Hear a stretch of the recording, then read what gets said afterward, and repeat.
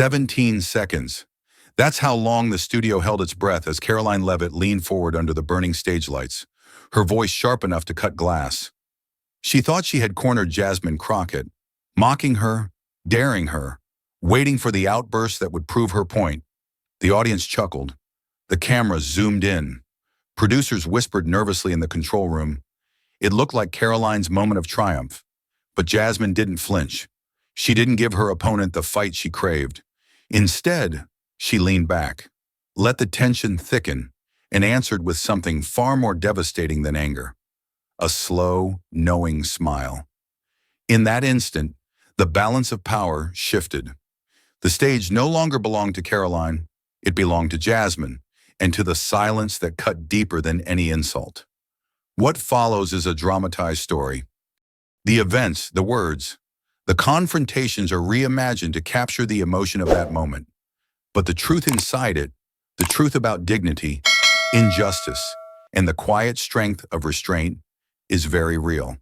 So I ask you, when arrogance meets silence, when mockery collides with resolve, who truly wins?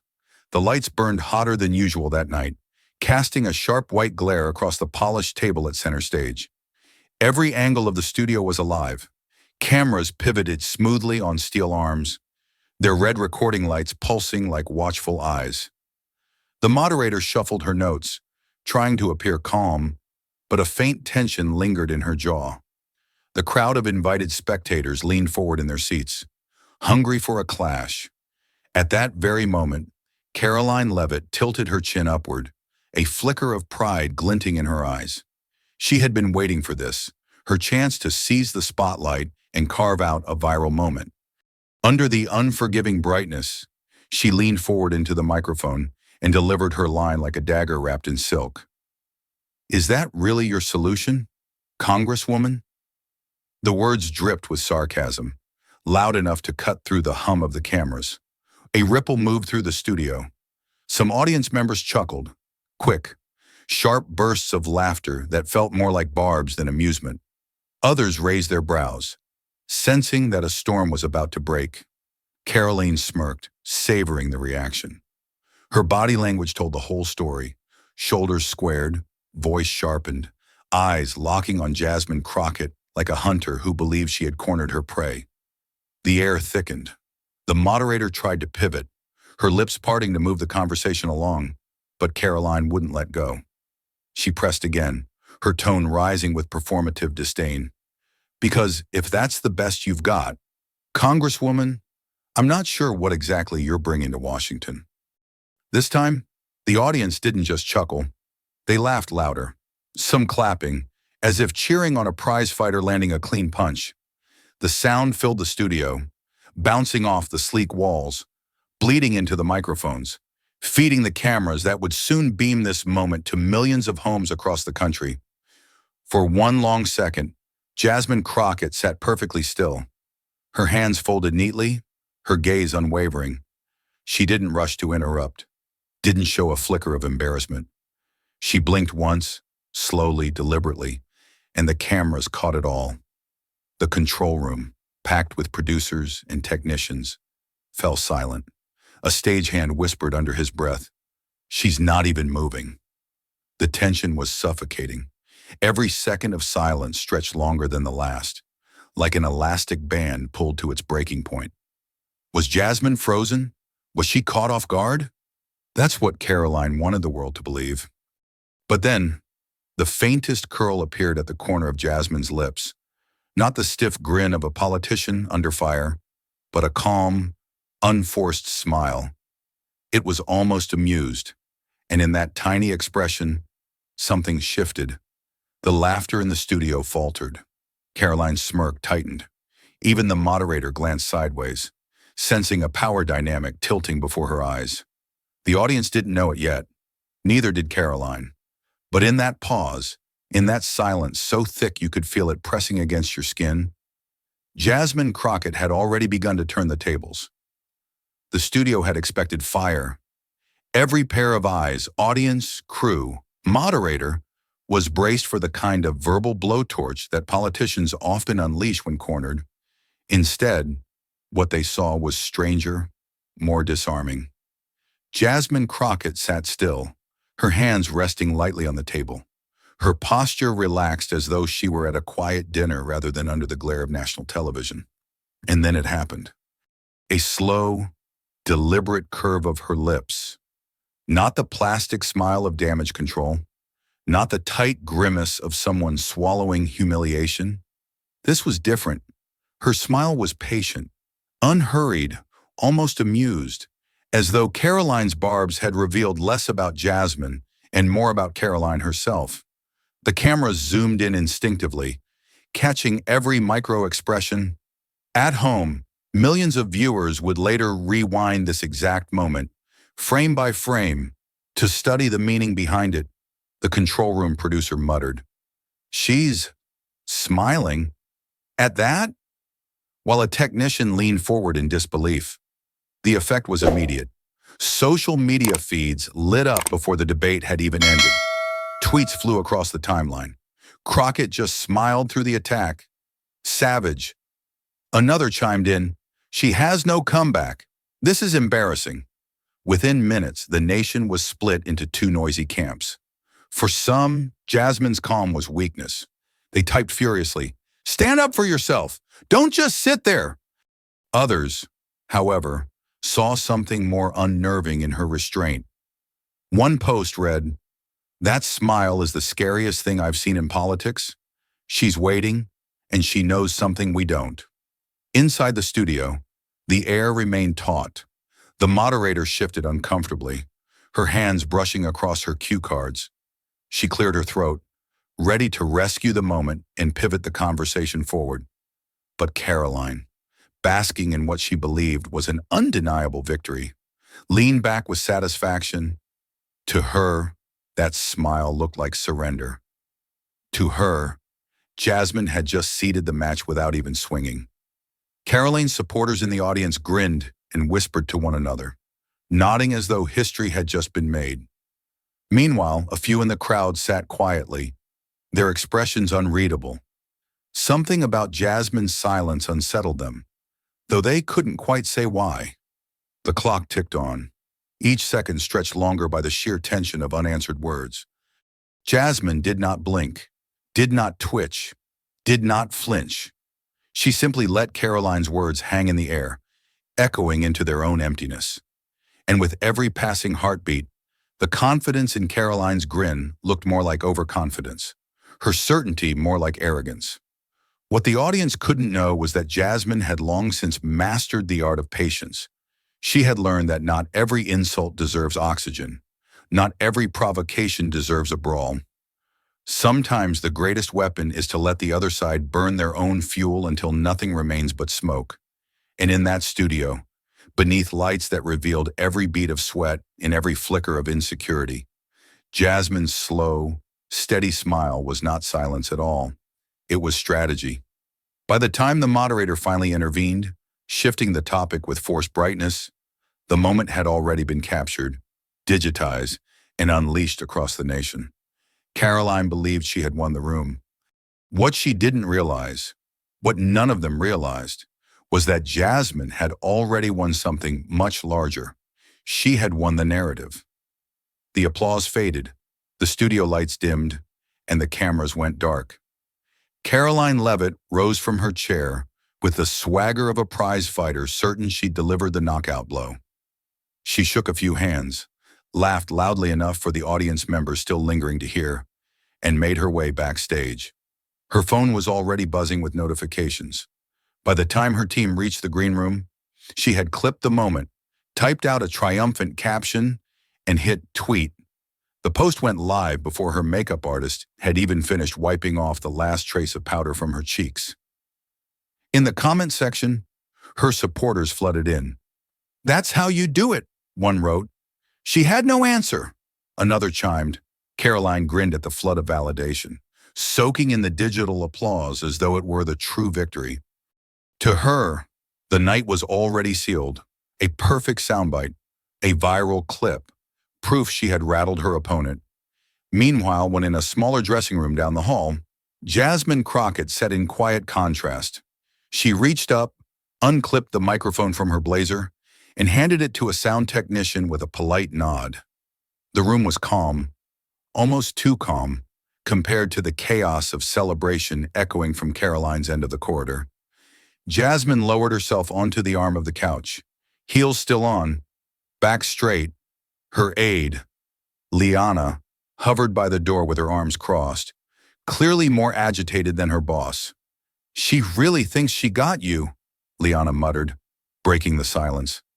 Her tone carried a mix of irritation and disbelief, as if the smugness of Karoline's performance had personally offended her. Jasmine's eyes lingered on the floor for a moment before she replied, her voice soft but steady. "She did what she needed to do." Then she looked up, a faint glint in her expression. "But that doesn't mean I didn't," Liana frowned, taken aback. "You didn't say much out there." "I don't have to." Jasmine leaned back, folding her hands in her lap. "Noise is hers. Work is mine." The words hung in the air, simple yet weighted, like a verdict quietly handed down. Liana studied her for a long moment, then exhaled and shook her head. She wasn't convinced, but she also knew Jasmine rarely played the obvious game. Outside, Karoline was still basking in her so-called victory, rehearsing quips for the next morning's interviews, imagining headlines that would crown her the winner of the exchange. She saw only the crowd, the laughter, the fleeting rush of adrenaline. But Jasmine saw something else entirely. She saw the long arc of the fight, the weeks of preparation, the pages of data, the faces of the people whose stories lived inside her folders. Karoline had won the theater. Jasmine was planning to win the substance. And that was the twist no one in the studio audience could have predicted. They had come expecting a duel of words, an exchange of barbs. Instead, Jasmine Crockett had walked away wielding something far more dangerous. Silence sharpened into strategy. The hotel was the kind of place most travelers passed without a glance. Brown brick walls, beige carpeting worn thin by years of footsteps, a neon sign outside that flickered unevenly against the quiet Providence Street. Inside, the hallway smelled faintly of disinfectant and old coffee. Lamps cast a dim yellow glow, leaving corners in shadow. It was not luxury, not distraction, but that was exactly why Jasmine Crockett chose it. Here, no one expected her to perform. She closed the door behind her and let the lock click into place. The silence pressed in, heavier than the applause and laughter of the studio earlier. She set her tote bag on the desk, pulled out her laptop, and flipped it open. The glow of the screen painted her face in pale blue, a stark contrast to the golden lamplight. For a moment she just sat there, listening to the faint hum of the air conditioner, steadying her breath. Then, with deliberate movements, she opened the draft she had been carrying across airports and hotel rooms for weeks, the proposal on housing reform. Lines of text and numbers stretched across the screen. Budgets, timelines, footnotes. To an outsider it looked dry, almost lifeless. But to Jasmine, every statistic carried a face. She blinked, and the sterile numbers dissolved into memories. Alonzo appeared first in her mind's eye, a former Marine she had met in Hartford, standing outside his car with 3 children in the back seat. The VA had stalled his paperwork for months, leaving him evicted and drifting from one parking lot to another. Jasmine remembered the way his voice cracked when he said, "I served my country, but my kids sleep in this car." She scrolled further, her fingers moving quickly now, highlighting a section on federal delays. Another name rose in her memory. Julia, a nurse from Fort Wayne. Jasmine had sat in her kitchen, the wallpaper peeling, while Julia's mother and 2 daughters shuffled quietly between rooms. A full-time nurse, a woman who healed strangers every night. Yet she could not secure a stable roof because her voucher was trapped in a bureaucratic glitch. Jasmine recalled the exhaustion in Julia's eyes, the kind of weariness that came not from work alone, but from the endless waiting for a system that never answered. The room seemed smaller as these faces crowded her thoughts. Her heart felt heavy, weighed down by the unfairness she had witnessed. Yet her hands on the keyboard did not falter.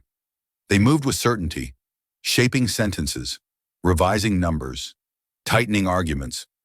Each keystroke was not just policy, it was a promise, a quiet pledge to Alonzo, to Julia, and to countless others who would never trend on social media but live the consequences of broken systems every day. The night outside grew colder, the streets silent except for the occasional hiss of a passing car. Inside, the lamp flickered once, then steadied. Jasmine leaned closer to the screen, her reflection faint against the glass. She did not need applause now. She needed clarity.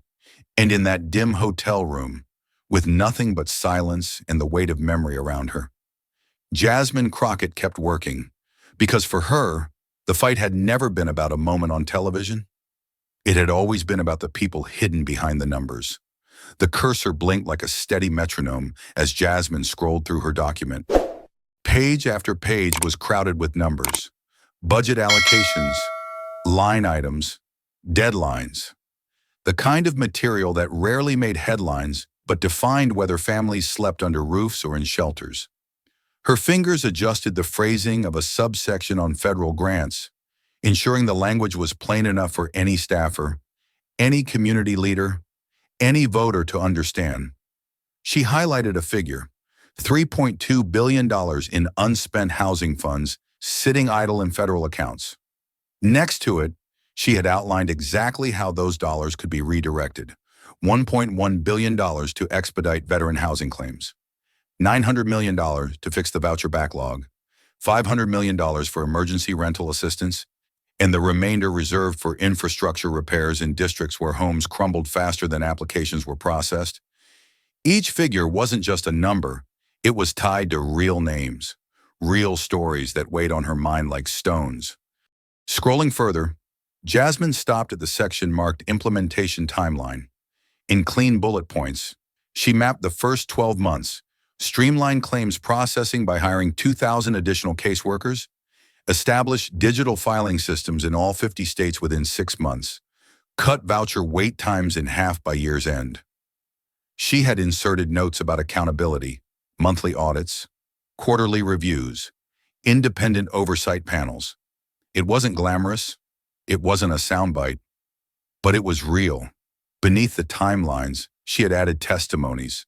In italicized text, she included direct quotes from the people she'd met. "I wear my uniform with pride, but I can't give my kids a bed," from Alonzo. "I save lives at night, but I don't know if my girls will have a roof tomorrow," from Julia. These weren't staged lines. They were truths that cut deeper than any viral clip could. As Jasmine read through them again, she thought about the contrast. Hours earlier, Karoline had weaponized sarcasm on a stage, hungry for laughs and applause. She had thrown out slogans polished for the camera, phrases designed to sting for a moment and then evaporate. Jasmine, meanwhile, was sitting in a dim hotel room, poring over footnotes and testimonies that would never trend. The gap between them felt as wide as the gap between noise and work. She leaned back for a moment, closing her eyes. The studio replayed in her memory, the bright lights, the chuckles, the expectation that she would lash out, and then her own calm smile. That choice hadn't been weakness. It had been conviction. She whispered into the stillness of the room, as if reminding herself. A soundbite dies in a day. Policy lasts longer. The sentence hung in the air, quiet but resolute. She turned back to the screen, her hands steady as she adjusted the final figures. Every edit was a stone laid in the foundation of something sturdier than one night's debate. She wasn't preparing a comeback. She was building a blueprint, and long after the applause and laughter from Karoline's performance faded into static, this document, dense, detailed, undeniable, would remain. In that moment, Jasmine Crockett knew. The real receipts weren't tweets or clips. They were here, on her screen, waiting to speak for themselves. The digital clock on the nightstand glowed 4:58 a.m., its red numbers casting a faint halo in the half-dark room. Outside the window, Providence was still asleep. The streets were hushed. the city lights dimming as the first pale streaks of dawn tried to break through the horizon. Inside the modest hotel room, Jasmine Crockett sat upright at the desk, the glow of her laptop screen illuminating the fatigue in her eyes and the determination in her posture. Her cursor lingered over the send button. The document attached to the email was no ordinary draft. It was her counterpunch, though not in the way the pundits and commentators expected. The PDF bore a simple but cutting title, "The Work They Refused to Do." Every line inside it had been checked, rechecked, shaped by both numbers and human testimony. It was not flashy, it was not designed to go viral, but it was undeniable. Jasmine reread the short message she had typed to her legislative director and core staff in Washington. Attached is the final draft. Review for accuracy. No talking points. No spin. Just send it. 5A. Release. Her finger hovered, and for a fleeting second she thought of the studio again. The sharp laughter. Karoline's smirk. The weight of cameras waiting for her to crack. That was the battle everyone had seen. The one they thought mattered most. But here, in the stillness before dawn, Jasmine knew the real fight was just beginning. At precisely 5 a.m., she clicked. The whoosh of the email sending was almost anticlimactic, yet the sound filled the room like a gunshot in the quiet. The file sped across servers, landing in inboxes across D or C and beyond. Most staffers wouldn't notice it right away, buried among daily briefings and policy memos. But soon enough, someone would open it, and once they did, the conversation would no longer belong to Karoline's soundbite. It would belong to Jasmine's substance. She sat back, exhaling slowly, her shoulders releasing tension she hadn't realized she was carrying. The sun had not yet risen, but the faintest line of light was crawling up the sky. Providence was waking, and with it, a new phase of the fight. Leanna stirred from the sofa in the corner, where she had dozed off in her blazer, phone still clutched in her hand. She rubbed her eyes and asked groggily, "Did you sleep at all?" "No," Jasmine replied, her voice steady. "Then what now?" Jasmine closed the laptop, the screen going dark. "Now," she said, "we let the work speak." The irony was sharp. Millions had tuned in the night before, waiting for a spectacular clash, a soundbite that would ricochet through headlines. They didn't realize that the true turning point wouldn't come under blinding stage lights or in front of cheering crowds. It came here, in the hush of a budget hotel at dawn, with one woman sending one file into the bloodstream of Washington. That was the twist. The fight hadn't been won or lost in a televised exchange of words. It had begun in silence, on the glow of a laptop screen, carried not by volume, but by vision. And while Karoline Leavitt slept soundly, replaying her imagined triumph, Jasmine Crockett had already changed the rules of the game. At 7:42 a.m., the newsroom of the Philadelphia Inquirer was barely stirring. The morning rush had not yet settled in. Reporters trickled to their desks with paper cups of coffee, skimming the endless stream of newsletters, press releases, and policy memos that clogged their inboxes every dawn. Most of it was background noise. Politicians recycled talking points, interest groups begging for coverage, think tanks shouting into the void. But one subject line stopped an assistant editor mid-scroll. The work they refused to do. It was stark, almost confrontational. With a sigh, he clicked, more out of curiosity than expectation. Attached was a PDF, dense and unpolished. He skimmed the first page and frowned, then leaned forward. By the second page, he was sitting upright. By the fourth, he was whispering. "Oh my God!" He swiveled to a colleague 2 desks away, slid his chair closer, and thrust the screen forward. "Read this," he said. The colleague raised a brow, then bent over the glowing text. Soon both were scrolling furiously, mouths tightening as they absorbed the weight of it. Numbers matched testimonies. Funding lines matched failures everyone had suspected but never documented so meticulously. It wasn't just rhetoric, it was ammunition. At 7:57, the PDF was forwarded to a contact in Dallas. By 8:03, a researcher at Face the Nation had it in his inbox with a simple note: "You'll want to read this." By 8:10, a policy analyst in Washington was pulling it up between sips of burnt coffee, already drafting a note to her editor. The spread was invisible but relentless, like sparks skipping from one dry branch to another.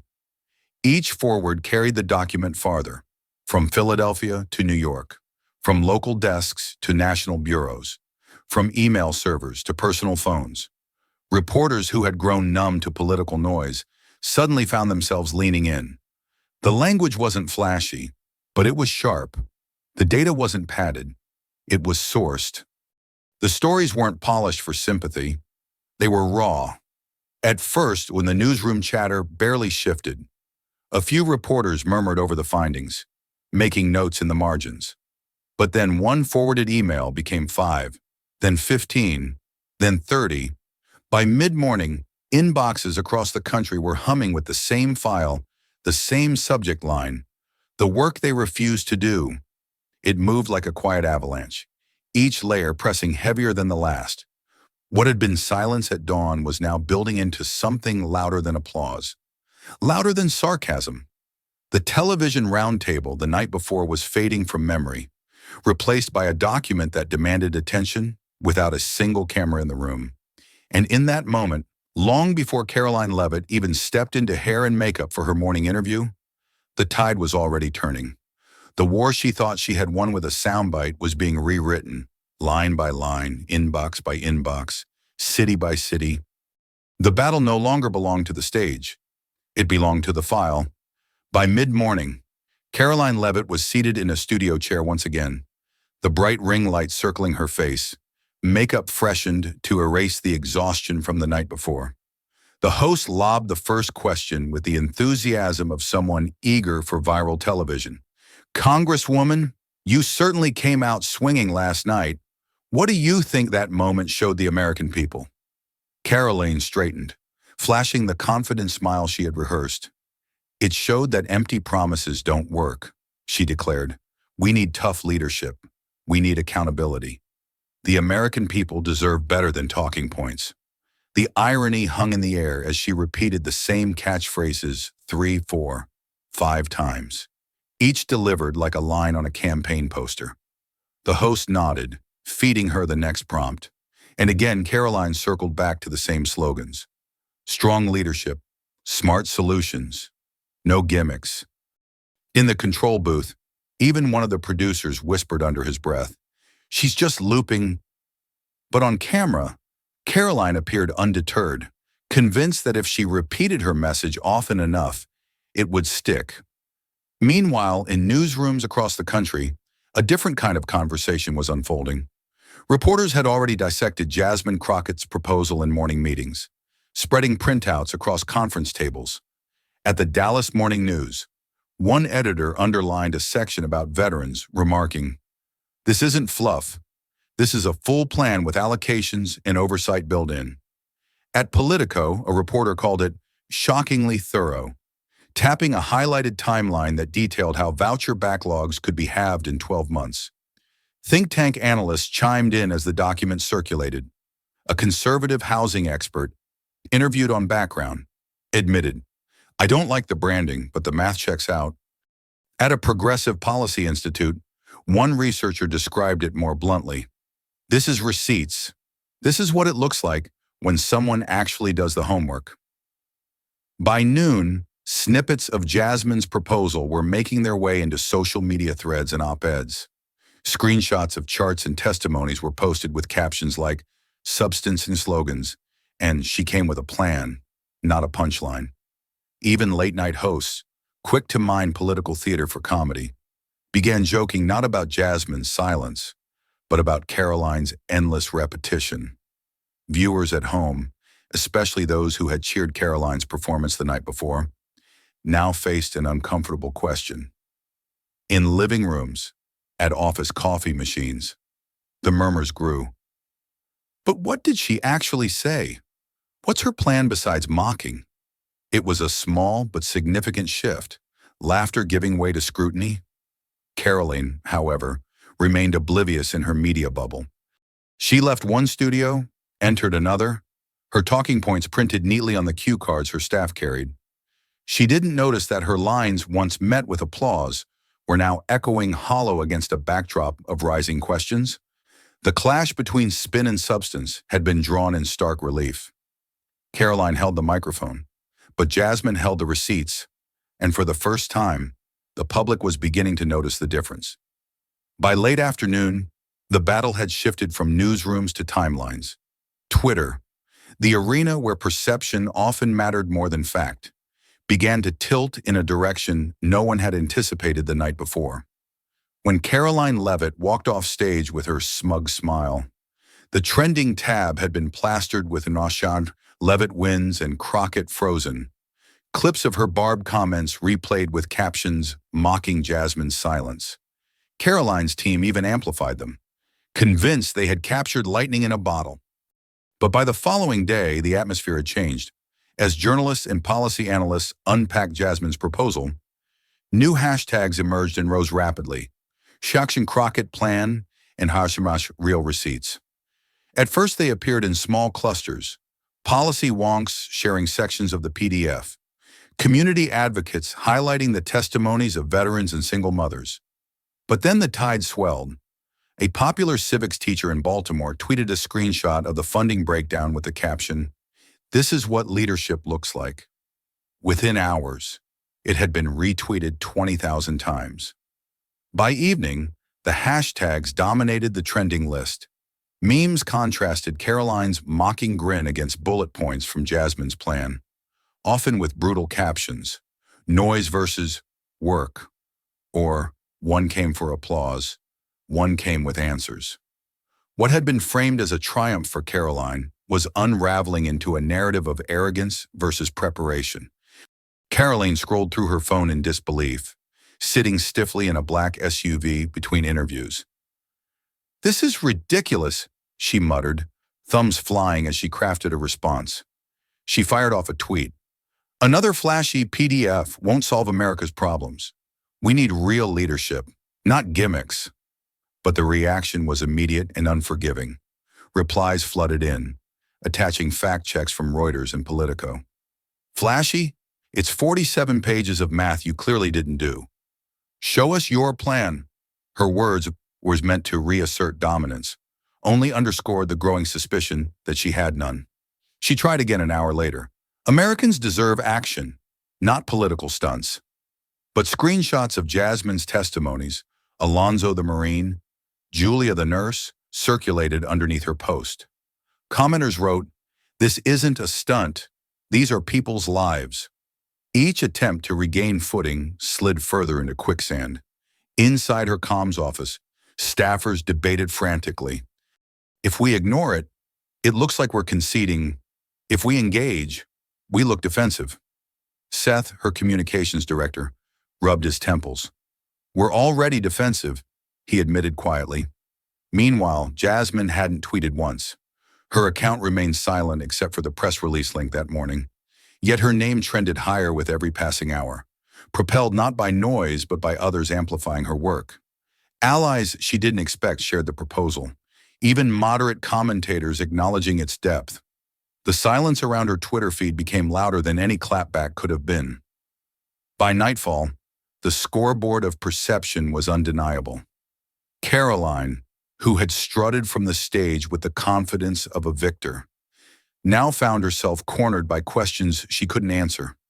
Hashtags that once crowned her were replaced with ones that mocked her.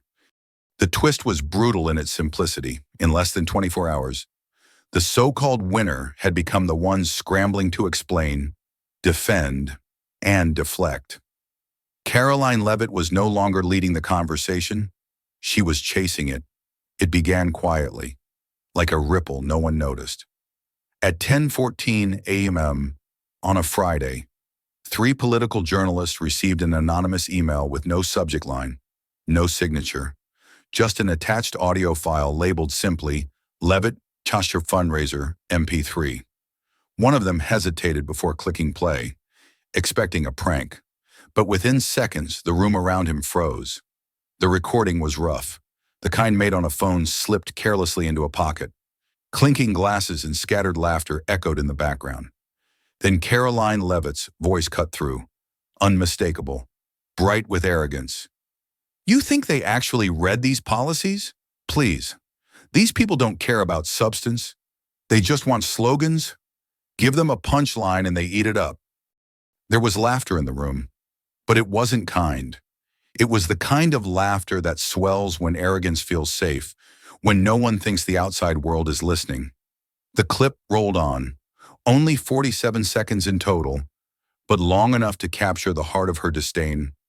And then came the line that set fire to everything. I mean, these folks can't even fill out basic forms without help.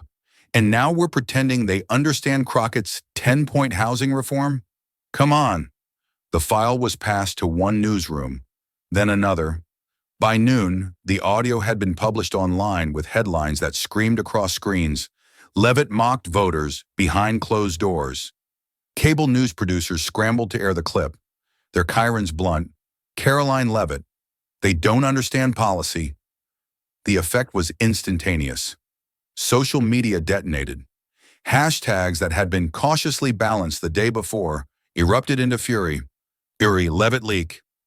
Mocking the people. Real receipts. Ordinary citizens. The very people she had mocked. Uploaded videos of themselves filling out paperwork, holding up housing forms, bills, tax returns. A veteran in Ohio stared into his camera phone and said, "I fought for this country. Don't tell me I can't read a form." His video alone gained 2 million views in a single afternoon. Radio hosts across swing states pounced on the clip. Callers lined up to vent. Teachers, retirees, single mothers. They weren't screaming, they were disappointed. And that disappointment cut deeper than rage. One caller to a Boston station said quietly, "She laughed at us. Not just at Jasmine. At us." Meanwhile, Karoline's team scrambled. A staffer tweeted that the clip was taken out of context, but the damage was done. There was no context that softened her words. Anchors replayed the recording again and again, overlaying it with images of struggling families, veterans, and housing lines. What had been arrogance whispered at a fundraiser had become a megaphone blasting across the nation. The storm moved fast, faster than Karoline could react. By evening, her smug victory from 48 hours earlier was unrecognizable. She wasn't trending for her one-liner anymore. She was trending for mocking the very people she claimed to serve. The 47 seconds were short, almost trivial in length, but like a spark in a forest of dry leaves. They spread until the whole landscape was ablaze. The fury did not creep in slowly. It arrived like a tidal wave. By Saturday morning, nearly every major cable network was replaying the 47-second clip of Karoline Leavitt's fundraiser, remarks on loop. CNN ran it beneath the bold caption, mocking her own voters, while MSNBC went even further. Leavitt, they don't understand policy. Even conservative outlets that had cheered her combative debate performance hesitated, unsure how to defend the words now echoing across America. On talk radio, the tone was even harsher. Hosts who usually praised her brashness couldn't quite disguise their discomfort. "I can spar with Democrats all day," one host in Pennsylvania said, "but laughing at the folks who put food on the table, who show up at the polls, that's not strategy. That's contempt." Callers flooded the lines. A retired teacher called in, "She didn't laugh at Crockett. She laughed at us. She laughed at me."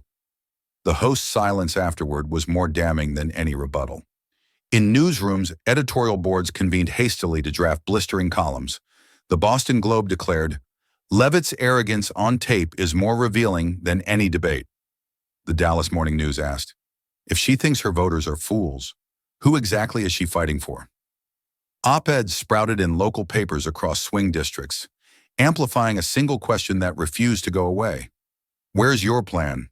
And that question leapt from editorials into inboxes. By the hundreds, then the thousands, constituents began writing to Karoline's office. Some messages were blunt. "Do you support Crockett's bill or not?" Others stung with quiet disappointment. I voted for you because I thought you respected us.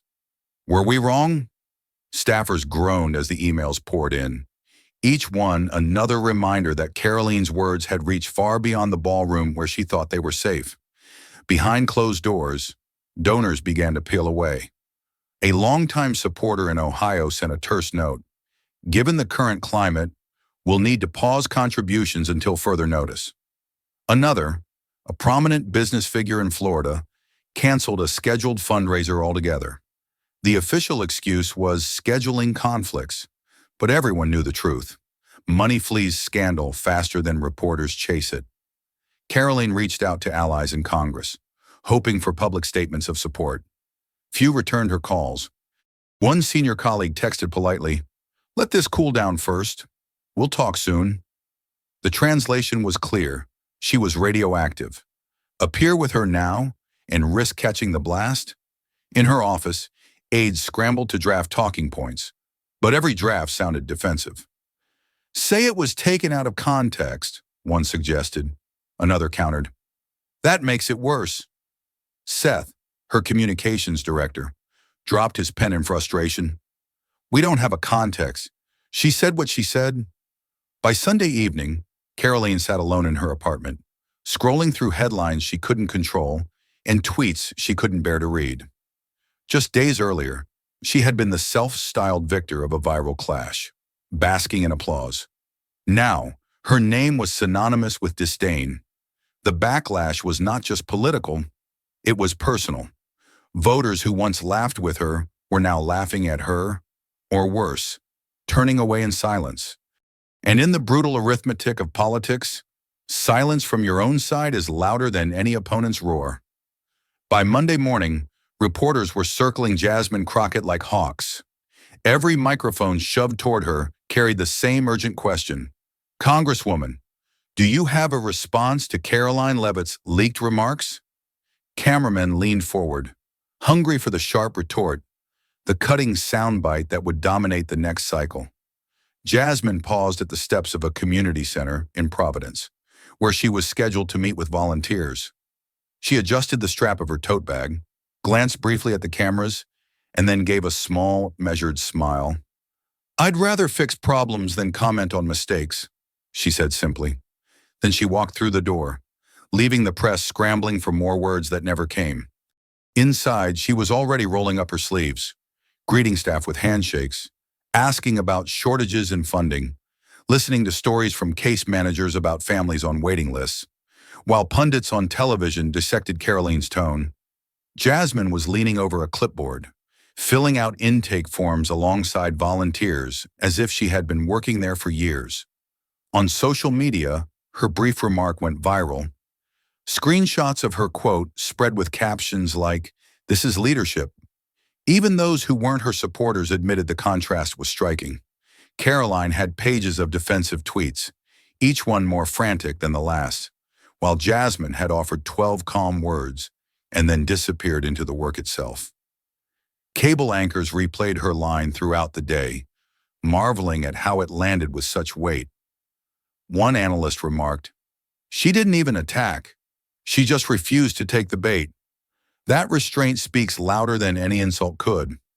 Another added, "It's the difference between theater and governance, and people are noticing." Meanwhile, in town halls and neighborhood cafes, the conversation shifted.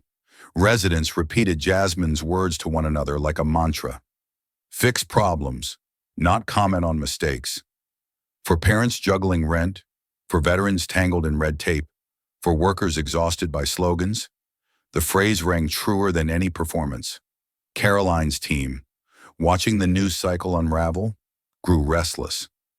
Seth threw his hands up during a meeting. She gave them one sentence, and it drowned out our entire weekend of spin. They knew the truth. Jasmine's silence wasn't absence. It was presence. It was strategy. By refusing to descend into the mud, she made Karoline look even smaller, trapped in her own echo chamber of excuses. That was the twist no one expected. What appeared, at first, to be passivity was in fact precision. Jasmine understood something her opponent did not.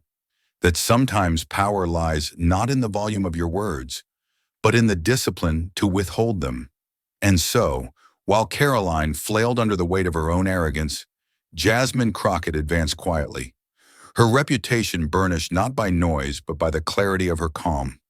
The hearing room was not designed for spectacle.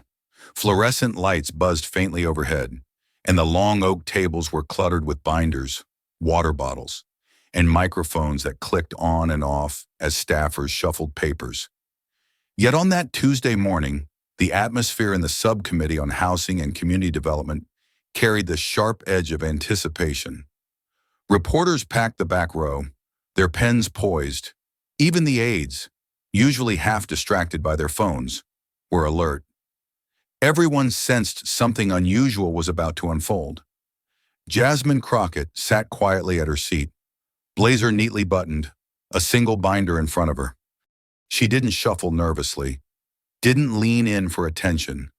Instead, she leafed through her notes one last time, the same proposal she had refined in silence while her opponent sought cameras. To her right, a colleague whispered, "You ready?" Jasmine gave a small nod. The chair of the subcommittee cleared his throat and called the roll. One by one, members declared their votes.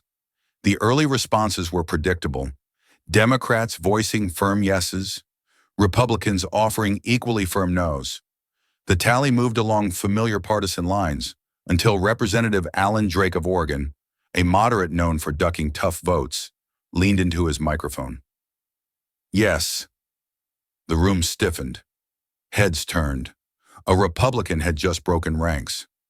The chair paused, glancing at Drake as if to confirm he'd heard correctly. Drake repeated himself calmly. Yes. The sound carried across the chamber like a crack in a dam. 2 seats later, another voice followed, Representative Maria Lopez, an independent who had been coy about her stance. Yes. Then astonishingly, a second Republican. Representative Mitchell from Ohio offered his support. The staffers scribbled furiously. The reporters in the back nearly leapt from their chairs. This wasn't just a procedural vote anymore. It was news.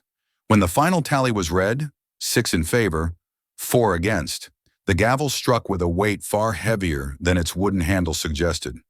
The proposal had cleared its first hurdle.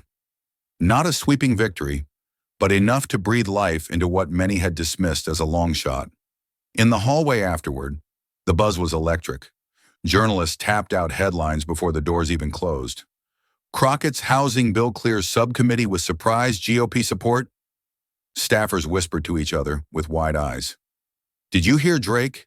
Never thought he'd cross the line. One aide muttered, if he's backing her, others will start looking harder. For Jasmine, there was no fist pump, no gloating smile. She simply closed her binder, thanked the chair, and walked steadily down the aisle. Cameras flashed, microphones lunged toward her, but she offered no victory speech. Her only words were measured. This is a start, nothing more, nothing less. Yet Washington knew it was more than a start. In a town addicted to theater, substance had broken through, and the shockwaves of that small vote rippled outward, reshaping conversations in offices and back rooms all across Capitol Hill. That afternoon, while pundits in Washington were still dissecting the subcommittee vote, Jasmine Crockett was already back in her district. The air smelled faintly of fried food and asphalt as she stepped onto the cracked pavement outside a community center.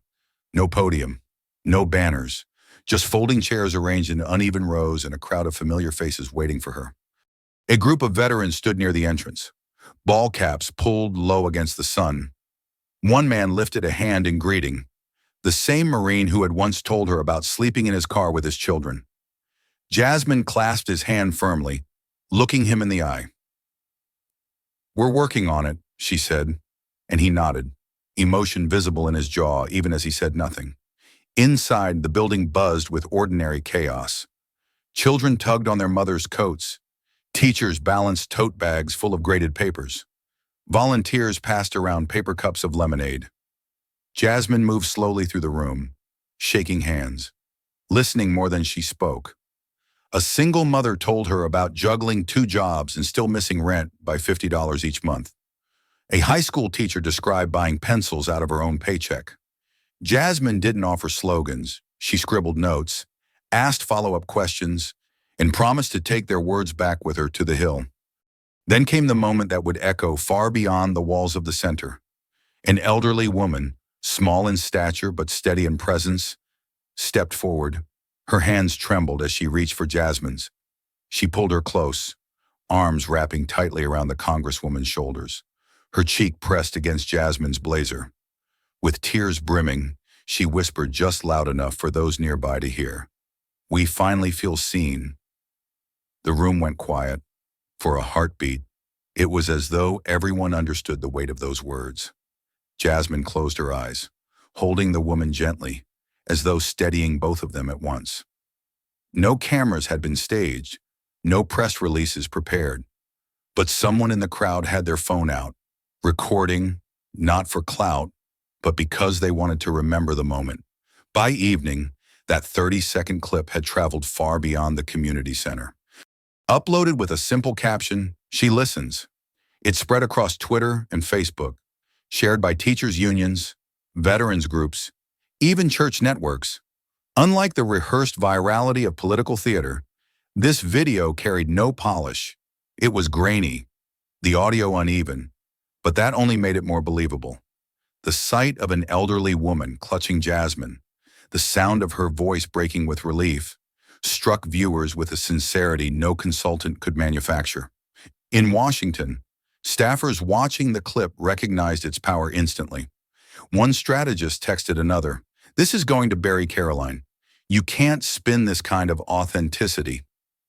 On cable panels, commentators tried to pivot back to partisanship, but the image kept resurfacing, not as a talking point, just as proof that politics, at its rarest, can make people feel seen.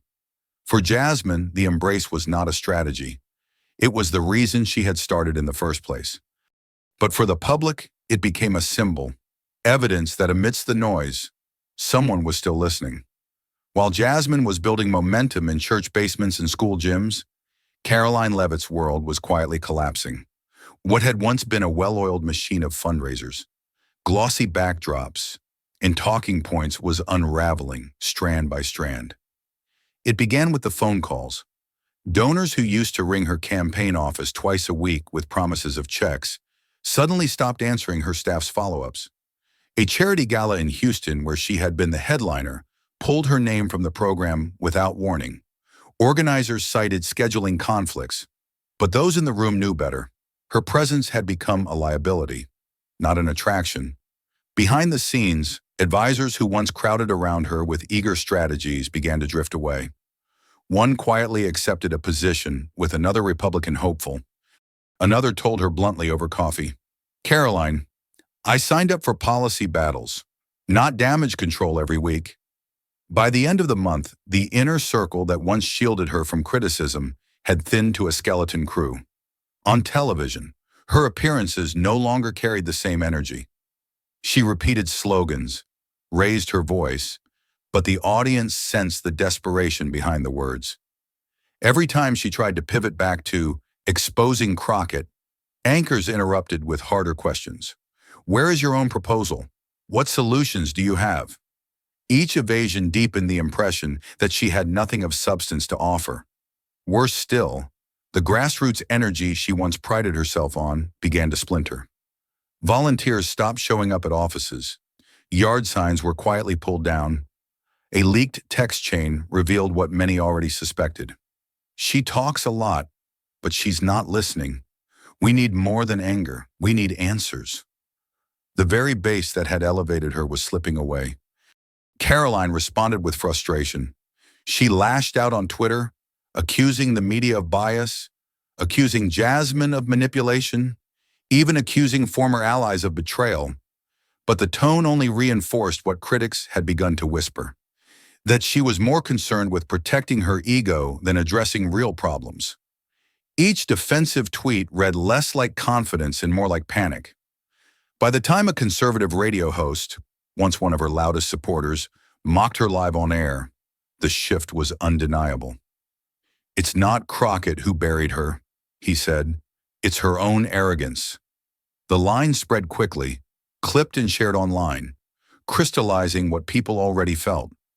The narrative had changed. It was no longer about two women sparring on opposite ends of the aisle. It was about something larger, what leadership looks like when stripped of cameras and applause. On one side stood Jasmine, quietly walking into gymnasiums and listening to people's stories. On the other stood Karoline, furious at a world that refused to bend to her slogans. The contrast grew so stark that journalists began framing it bluntly. Leadership versus arrogance. It wasn't about ideology anymore. It was about character. And in that battle, Karoline was losing ground she could never regain. The chamber of the House was electric. Rows of representatives leaned forward in their chairs as the debate over Jasmine Crockett's proposal began. Cameras panned across the floor, capturing the hum of tension that seemed to throb through the air. For weeks, the bill had been dissected by think tanks and argued about on cable news. Now, it was time for the lawmakers themselves to weigh in. Opponents wasted no time sharpening their attacks. One congressman pounded the lectern, declaring that the bill was a reckless overreach that would strangle small businesses.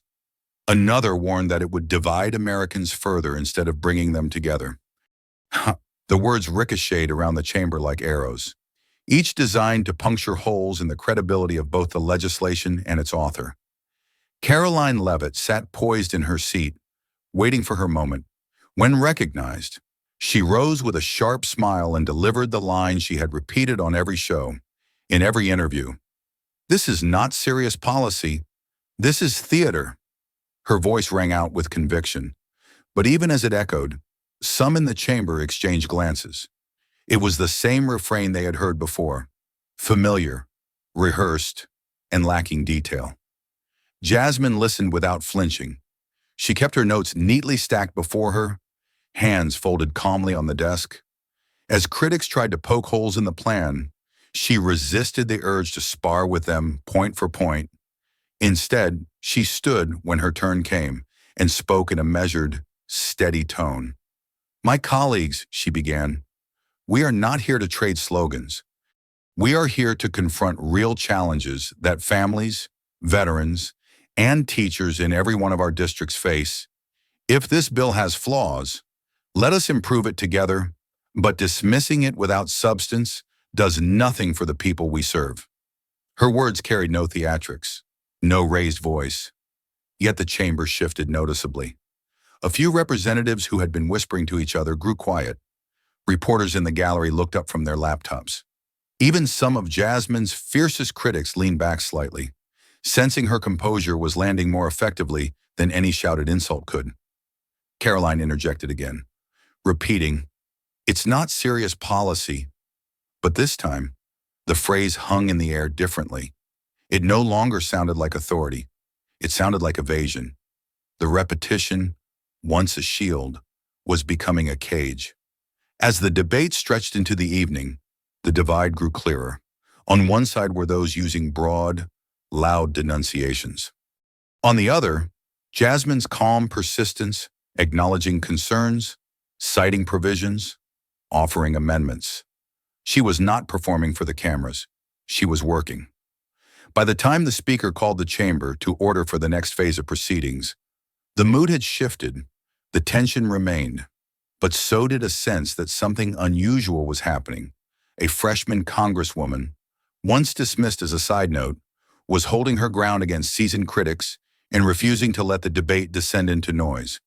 And for the first time, the chamber seemed to notice. The debate had stretched on for hours.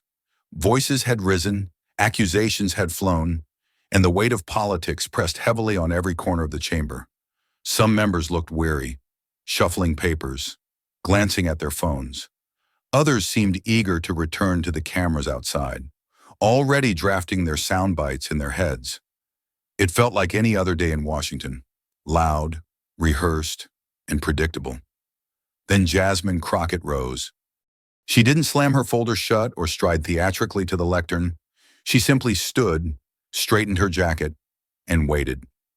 The noise in the chamber dipped, almost out of curiosity. She wasn't known for long speeches or fiery rhetoric, and that silence, thin but expectant, gave her the floor before she spoke a single word. Her voice, when it came, was quiet, not hushed, not timid, simply steady. "This," she said, gesturing gently to the papers on her desk, "is for the invisible ones." The words fell like a pebble into a still pond, rippling outward. No applause, no interruptions, just a pause. Everyone in the room seemed to lean slightly closer, waiting for her to continue. "I'm not here to score points," she said. "I'm not here to win an argument or to outshout anyone in this chamber.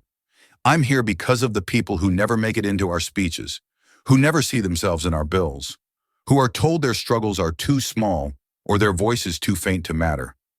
She let her gaze sweep slowly across the room, not accusatory, but insistent. The single mother working 2 jobs who can't afford to take a day off when her child is sick. The veteran whose paperwork sits in a stack for months while he wonders if anyone remembers his name.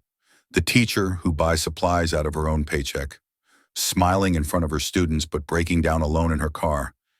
These are the people this bill is about. Her tone never rose. She didn't pound the lectern or raise a fist. Instead, she spoke as though she were telling a hard truth to a friend, unadorned, unshakable. "I know it's easy to dismiss this as politics, easy to call it theater, but I didn't write this for the headlines or the hashtags. I wrote it for those who have been waiting far too long for someone in this building to say, 'I see you, I hear you. You matter.'"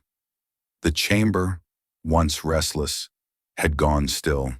No shuffling of papers, no whispered side conversations. Even the cameras seemed to hold their breath. For a brief, startling moment. It wasn't about party lines or power plays. It was about something simpler. Recognition. And then, without warning, the silence broke. A single clap echoed from the back row. Then another, and another. Within seconds, the chamber erupted in applause. It wasn't orchestrated or obligatory. It was instinctive.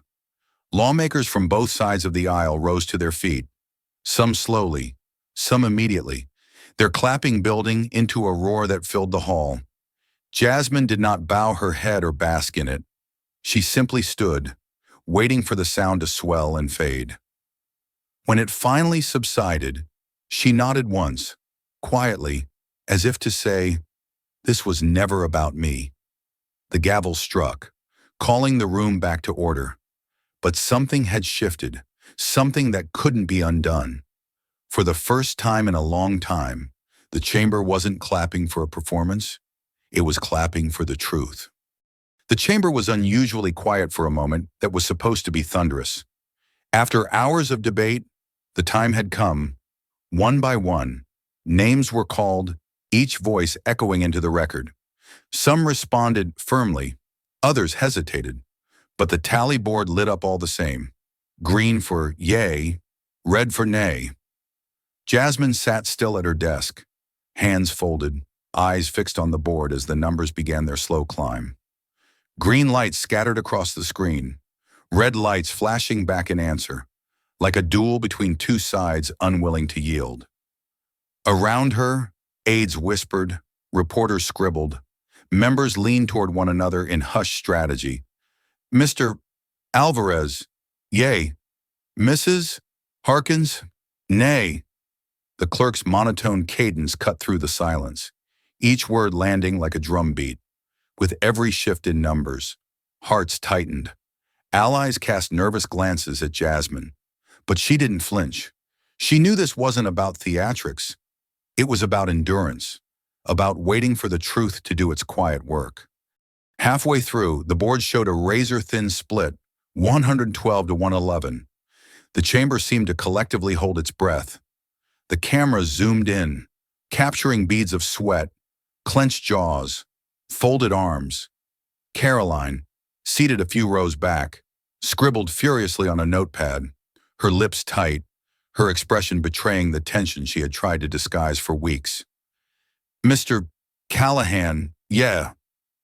A flicker of surprise rippled across the room.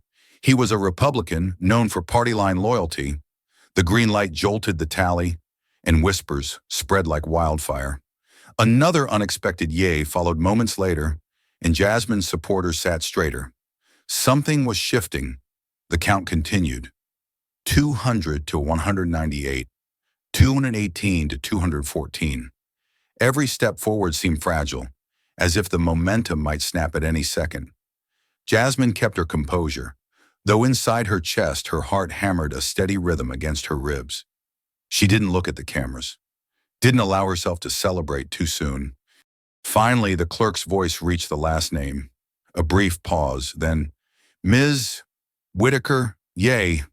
A final green light blinked alive, tipping the board to 229 in favor, 204 against. The room seemed to exhale at once, the collective release of tension palpable in the air. The gavel struck. The bill passes. There was no explosion of noise, no wild cheering as sometimes followed partisan victories. Instead, what filled the chamber was something quieter, an acknowledgement. Heads nodded, hands clasped. A few members stood, not to gloat, but simply to honor the weight of what had just happened. The applause that rose wasn't deafening, but steady, like rainfall on a roof. Calm, inevitable, deeply felt. Jasmine remained seated for a moment longer. She let the reality sink in, not for herself, but for those she had named in her speech, the invisible ones. Then she rose slowly, meeting the eyes of colleagues across the aisle who had broken ranks, who had chosen principle over politics. Some offered a small nod in return. For Karoline, the scene was unbearable. Once loud and dismissive, she now sat cornered in silence. Her notes crumpled in her lap, her allies avoiding her gaze. The story had shifted, and she could feel it. As Jasmine walked out of the chamber, she didn't raise her fist or wave to the cameras. She simply carried her folder under her arm, her steps measured, her expression calm. The victory wasn't about noise. It was about proof. Proof that steady truth could withstand storms, that the invisible could finally be seen. Outside, the headlines would scream, but inside the chamber, the triumph belonged to silence, the kind that lingers, that roots itself deeper than applause, that changes not just a moment, but the course of memory. The fluorescent lights hummed softly above, casting a gentle glow across the modest hall of the community center. There were no cameras this time, no podium, no polished staging, just rows of folding chairs arranged in a circle and the quiet murmur of neighbors greeting each other as they settled in. The smell of brewed coffee lingered from the kitchen, mingling with the faint scent of old wood and chalkboard dust. Jasmine entered not as a politician, but as a neighbor. She carried no stack of prepared remarks, no entourage trailing behind her. Instead, she held a worn notebook in her hand and a simple smile on her face. The people in the room responded in kind. There were no chants, no flashes of light, only nods, handshakes, and the easy warmth of familiarity. An elderly man with a veteran's cap adjusted himself in his seat, leaning on his cane as Jasmine passed. A single mother rocked her toddler gently on her lap, offering a tired but genuine smile. Teachers, retirees, and students filled the circle, their presence itself a testimony to what had been built in the weeks and months leading here. When Jasmine finally took a seat among them, the chatter softened until the room fell still. She did not stand above them. She sat with them. She looked around, meeting eyes one by one, as if to say, "I see you, every one of you." It was a woman near the back who spoke first, her voice delicate yet firm. She looked to be in her 70s, her hands folded neatly in her lap. "You gave us hope," she whispered, and though her words were quiet, they carried across the room with the weight of truth. A hush followed, broken only by the sound of a chair creaking as someone leaned forward, listening more intently. Jasmine nodded, her eyes softening. "I didn't come here to give hope," she said gently. "I came here because you all already had it. You just needed someone to remind you it was still yours." The circle seemed to draw tighter in that moment, not physically but emotionally. People leaned in, as though her words had lowered an invisible wall that often existed between leaders and the led. Someone laughed softly. Another wiped away a quiet tear. For the next hour, there were no speeches, no grand declarations. Instead, there was conversation. The veterans shared how difficult it was to navigate the healthcare system. A young teacher spoke of overcrowded classrooms. A mother voiced her fear about whether her children would have opportunities she never had. Each story was met with attentive ears and respectful silence, followed by nods of recognition. Jasmine listened more than she spoke, jotting down notes in her old notebook, pausing only to ask a question or to thank someone for their honesty. The room didn't feel like politics, it felt like community, like the act of remembering that democracy was never meant to be a performance, but a practice. When the evening drew to a close, people lingered instead of rushing out. They shook her hand, some with both of theirs, holding on a little longer than usual. The older woman who had spoken earlier approached Jasmine once more. "We finally feel seen," she said. And for Jasmine, that was enough. No gavel, no spotlight, no headlines. Just the quiet certainty that something real had taken root here. In a room filled with folding chairs and ordinary people, the community center had emptied out, leaving only the faint echo of chairs being folded and stacked against the wall. The hum of the fluorescent lights filled the silence. Jasmine lingered at the doorway for a moment, waving goodbye to the last few neighbors before turning back into the quiet hall. Her young aide, Marcus, stayed behind, gathering stray coffee cups into a plastic bag. When the final door clicked shut and the room was theirs alone, Marcus hesitated before speaking. He had carried the question for weeks, but only now, with no cameras and no crowd, did it feel safe to ask.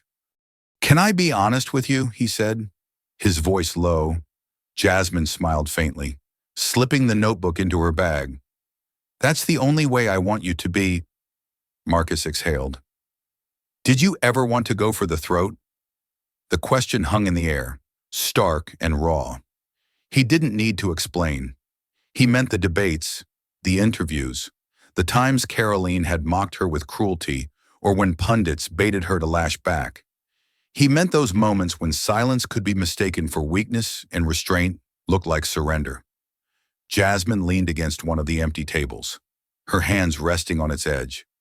For a moment she was quiet, eyes on the scuffed linoleum floor as though searching for the right words there. Then she looked up at him. "Of course," she admitted softly.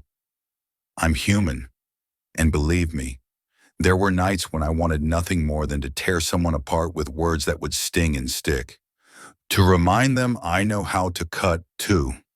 Marcus nodded, almost relieved she didn't deny it. But then she continued, her tone shifting, measured, steady, the same cadence she carried on the house floor. "But here's the thing," she said. "I don't want to win loud. I want to win right. Loud victories fade. They get replayed, mocked, forgotten when the next scandal comes. But the kind of win that matters, that stays, it reshapes the ground we're standing on." Marcus frowned, still listening. Jasmine stepped closer, lowering her voice, as if confiding a lesson she had learned the hard way. "Anybody can land a blow in the moment. That's easy. The hard part is building something that doesn't crumble when the noise dies down. Real power isn't about humiliating someone. It's about outlasting them. You don't outlast with fire. You outlast with foundation." The words settled heavy in the small room. Marcus glanced at the circle of folding chairs, still warm from the neighbors who had filled them. He thought of the old woman whispering earlier, "You gave us hope." That wasn't about spectacle. That wasn't about scoring points. It was about something that would echo beyond tonight. Jasmine saw the thought cross his face and smiled knowingly. If I had gone for the throat, maybe I'd have a headline for a week. But by holding back, by choosing substance over sparks, we passed a bill. We changed something real. That's the difference. Marcus folded his arms. letting out a slow breath. So the real victory isn't just winning the fight, it's making sure the win actually lasts. Jasmine nodded once, her eyes steady. Exactly, because loud victories feed egos. Lasting victories feed people. For a long moment, neither of them spoke. The hum of the lights, the faint ticking of the old wall clock, and the quiet truth of her words filled the room. And in that stillness, Marcus understood. He had come to work for a fighter. But what he found was something rarer, a builder. Someone who didn't just want to win a battle, but to leave behind victories no one could undo. The press line outside the Capitol was already thinning when Jasmine finally stepped through the side entrance. The evening air was heavy with the smell of rain on concrete, and the last of the television lights glared against the darkening sky. A handful of reporters lingered, notebooks ready, hoping to catch one more quote before deadlines closed. One voice rose above the shuffle of equipment and the murmur of the crowd. "Congresswoman Crockett, do you feel like you got the last word?" The question cut through the chatter, sharp and pointed. For weeks, the media had framed everything as a duel. Crockett versus Leavitt. Words like clash and showdown splashed across screens. The assumption was that power lived in sound bites, that the only way to measure victory was through volume. Jasmine paused, the cameras tilted upward, lenses waiting. For a moment she simply looked at them, the blinking red lights, the eager faces behind them, the crowd leaning forward for something quotable. Then she smiled, small but unmistakable, the kind of smile that carried both weariness and conviction. "There was never supposed to be a last word," she said quietly. Her voice wasn't raised, it didn't need to be. "Just better ones." The sentence drifted into the humid air, and for a moment, no one spoke. Even the reporters seemed caught off guard, their pens frozen above the page. It wasn't the zinger they expected. It wasn't a headline crafted to wound or a soundbite designed to trend. It was something steadier, something that asked them to rethink what power even looked like.